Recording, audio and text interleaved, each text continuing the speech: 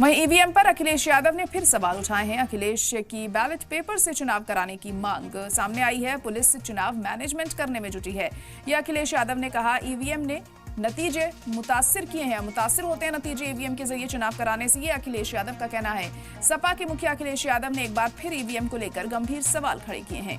अखिलेश यादव ने कहा कि चुनावों में पुलिस इंतजामिया पूरी तरह से चुनाव मैनेज करने में जुटा रहता है और ईवीएम के जरिए नतीजों को मुतासिर किया जाता है।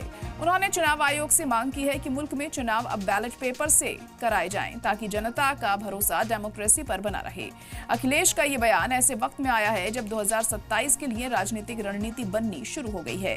इससे पहले भी सपा समेत ऑपोजिशन की पार्टियां ईवीएम पर सवाल उठाती रही हैं, लेकिन अब अखिलेश ने खुले मंच से फिर से ये मुद्दा उठाकर माहौल गरमा दिया है।